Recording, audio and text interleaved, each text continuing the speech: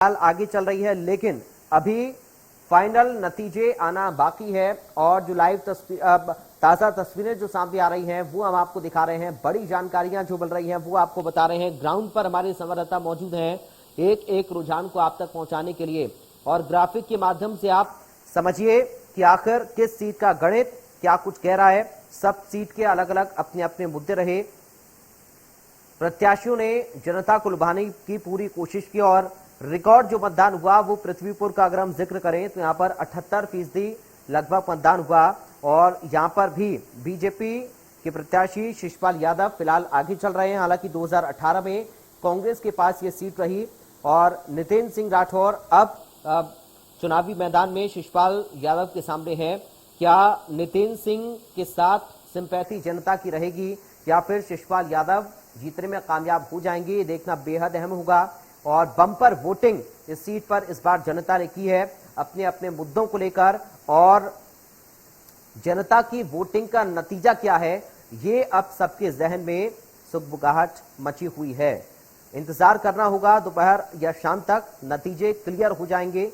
शिवराज सिंह चौहान ने 8 रैलियों को संबोधित यहां पर किया पृथ्वीपुर में। कमलनाथ ने सिर्फ एक रैली यहां पर की। वीडी शर्मा भी 3 रैलियां करने के लिए पहुंचे। 1,98,320 मतदाता इस सीट पर हैं और इनमें से लगभग 78% मतदाताओं ने वोटिंग की है। इस वोटिंग का नतीजा क्या होगा ये देखना बेहद अहम होगा। और न्यूज रूम से मेरे सहयोगी सुरभि तिवारी हमारे साथ बनी हुई हैं, अमित हमारे साथ बने हुए हैं संवाददाता, और साथ ही दिलीप भी हमारे साथ बने हुए हैं। दिलीप, आपके पास मैं आ रहा हूं, आपको आवाज आ रही है मेरी? दिलीप, आपको आवाज मिल रही है मेरी?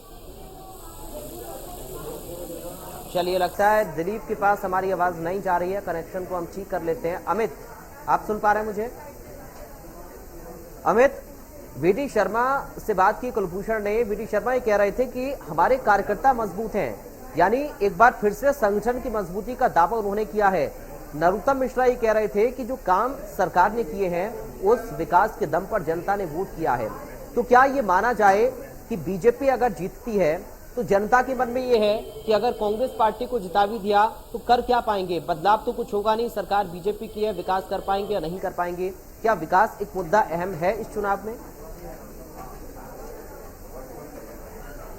बात की, पूरे चुनाव में भारतीय जनता पार्टी की ओर से यही दावे किए जाते रहे कि हमारे पास कार्यकर्ता है, संगठन है, हमारे पास सत्ता है, हमारे पास सरकार है। इसलिए भारतीय जनता पार्टी को ही चुनिए, क्योंकि आगे की जो विकास की एक पटकथा लिखी जानी है वो भारतीय जनता पार्टी के माध्यम से ही अच्छे से लिखी जाएगी। कि कांग्रेस का ये कहना था कि भारतीय जनता पार्टी के पास सब कुछ है, लेकिन जनता को उन्होंने महंगाई ठोक रखी है, जनता को उन्होंने बेरोजगार कर रखा है, जनता के पास उद्योग है, जनता के पास काम धंधे नहीं है, कोरोना से लड़ाई कर नहीं पाई है। तो दोनों के अपने अपने दावे हैं, दोनों के अपने अपने आरोप है, दोनों के अपने अपने प्रत्यारोप है।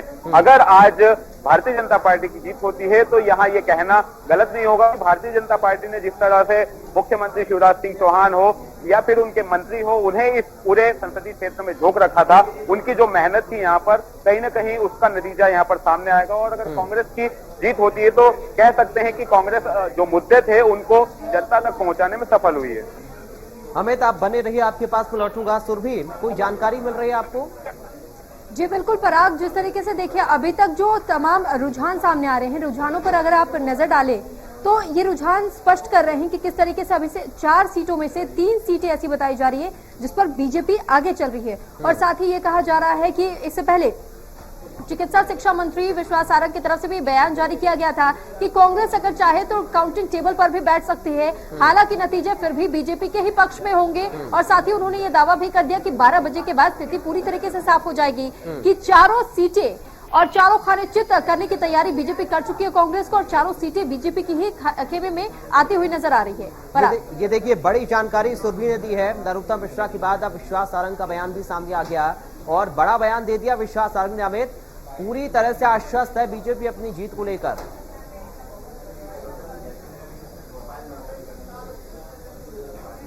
अमित, आपको आवाज मिल रही है?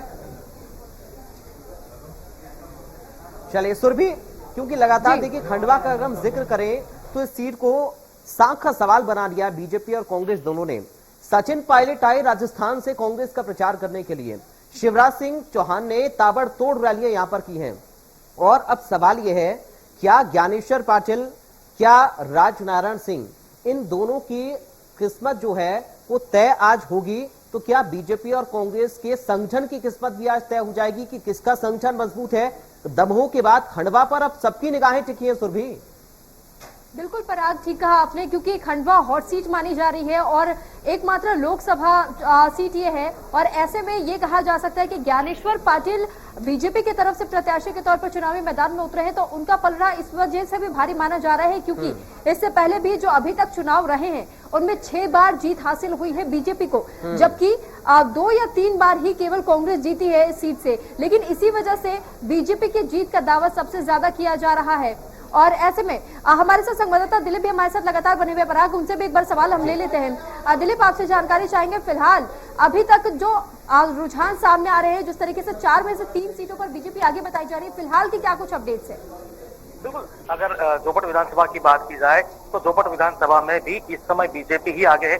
4 राउंड की गिनती हो चुकी है और चौथे राउंड का अभी तक का जो आंकड़ा सामने आया है उसमें बीजेपी जो है वो 2748 वोटों से आगे बताई जा रही है। 4 राउंड की काउंटिंग पूरी हो चुकी है। कहीं ना कहीं जो आंकड़े हैं वो अब बढ़ते नजर आए।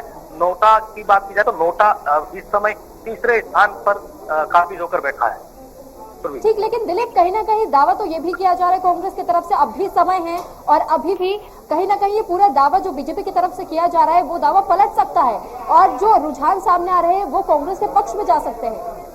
बिल्कुल सुरभि, अगर बात की जाए जो 4 राउंड जो कंप्लीट हुए हैं, 4 राउंड की जो गिनती खत्म हुई है, वो कहीं ना कहीं बीजेपी का ही गढ़ माना जा रहा था।